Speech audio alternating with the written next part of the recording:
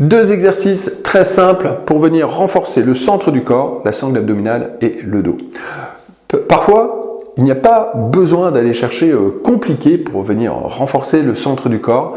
Il y a ce qu'on appelle des basiques et ces basiques sont très efficaces. Je vais vous montrer ici deux exercices que vous allez pouvoir enchaîner pour renforcer efficacement votre sangle abdominale. On y va, c'est parti, vous aurez besoin d'un tapis. Je vous invite à le faire avec moi. Let's go. Hop. On va venir se placer à quatre pattes. Premier exercice, le pointeur tout simplement. Donc on les indexe vers l'avant, le pli du coude vers l'avant pour placer les épaules. Hop. Je repousse le sol, donc je suis actif ici, je ne me relâche pas. Je repousse le sol avec mes mains, mais je repousse le sol aussi avec mes genoux. Vous allez rentrer le ventre. Donc j'aspire tout simplement le nombril. Hop, tac. De cette façon, on vient activer un des muscles de la sangle abdominale, c'est le transverse. Hop, une bonne façon de travailler sa sangle abdominale, c'est juste de rentrer le ventre, d'ailleurs.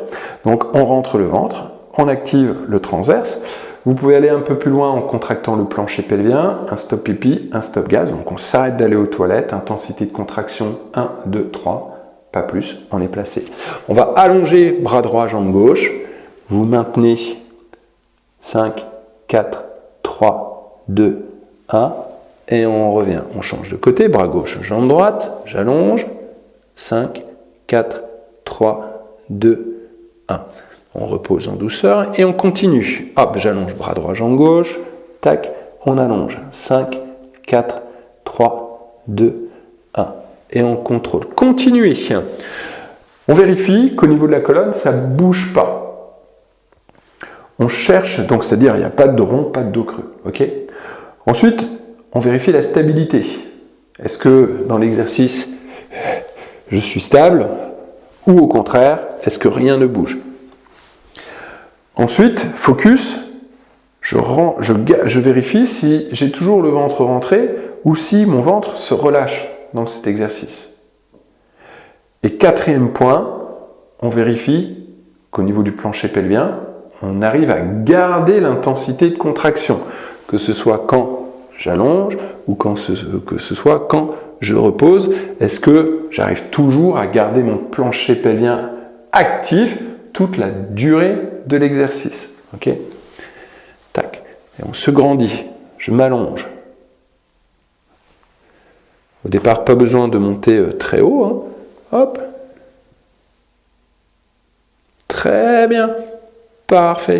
Et on repose. On inverse. On fait la même chose, mais sur le dos. Tac. Alors, vous pouvez placer une petite serviette, si vous voulez, derrière la tête. Hop. Vous roulez votre serviette, vous faites un petit boudin, vous la roulez. Ça va vous permettre de garder le menton rentré.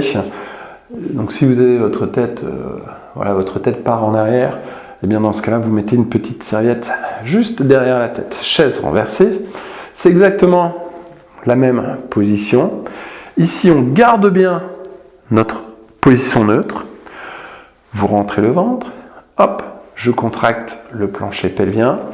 On va allonger bras droit, jambe gauche. Inspire, on revient. Bras gauche, jambe droite. Et inspire, on revient. Et on enchaîne. Tu souffles. Pas trop vite. Et inspire, on contrôle. Tu souffles. Et inspire. Hop. On revient. Continuez. Donc ici, dans cet exercice, c'est exactement la même chose. On vérifie qu'au niveau de la colonne, ça ne bouge pas. Est-ce que je suis obligé d'arrondir ou de creuser le dos dans l'exercice? Est-ce que j'arrive à garder le ventre rentré? Est-ce que j'arrive à garder mon plancher pelvien contracté? Hop, toujours avec cette intensité de 3-4 sur 10. Hop.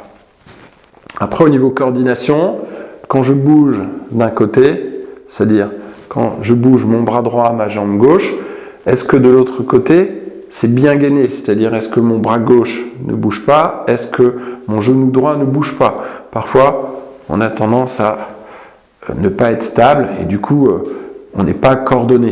Et c'est intéressant de voir aussi votre coordination.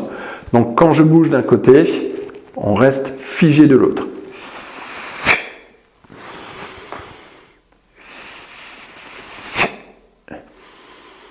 Allez, dernière fois de chaque côté.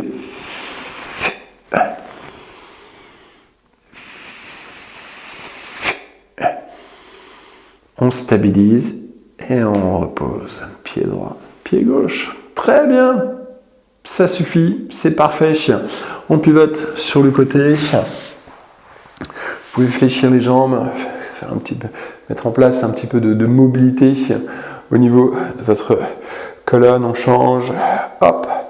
Tac. Bien. Très bien. C'est simple.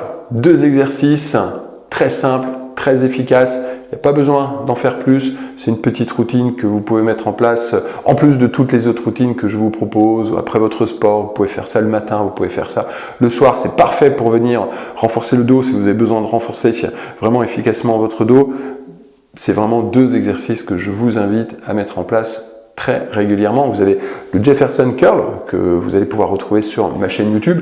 Vous pouvez faire ces 2 exercices et rajouter le Jefferson Curl derrière et ça vous donne déjà une bonne séance vraiment pour travailler votre dos, la force et la mobilité de votre dos. Donc voilà, je vous invite à tester ça. Au niveau de la fréquence, 2-3 fois par semaine, c'est très bien. Si vous avez besoin de travailler spécifiquement une région musculaire, je vous invite à le faire régulièrement. Si vous le faites qu'une fois de temps en temps, ça ne va pas forcément servir à grand chose. Donc quand vous avez quelque chose de spécifique à travailler, allez-y, vous pouvez insister dessus dans la semaine. Donc faites ça 2-3 fois par semaine, vous pouvez faire d'autres exercices également, mais venir travailler vraiment cette zone, si vous en avez besoin, faites-le régulièrement, c'est toujours la fréquence qui va payer. Et ensuite, le fait de répéter cette fréquence toujours dans le temps. On revient toujours à la même chose. Une des bases de l'entraînement, c'est d'être tout simplement spécifique et ensuite tout simplement régulier. Donc voilà, si vous avez des questions, surtout n'hésitez pas. C'est une bonne préparation à tous les cours, que ce soit pour le cours de Pilates, puisque là on est vraiment sur 2 exercices de Pilates. Ce sont des exercices que vous allez retrouver régulièrement dans mes cours, mais c'est une bonne préparation à tous les autres cours, que ce soit C'est du délire, le cours Sangle, le cours de Instant qui est orienté sur le yoga et la mobilité.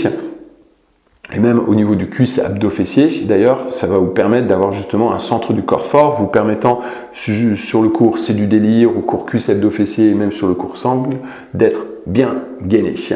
Allez, j'ai hâte d'avoir votre retour sur cet exercice et moi je vous dis à bientôt, que ce soit en vidéo ou que ce soit bien sûr dans mes différents coachings de groupe. Si vous ne connaissez pas encore mes coachings de groupe, vous avez le lien juste ci-dessous, commencefitness.fr.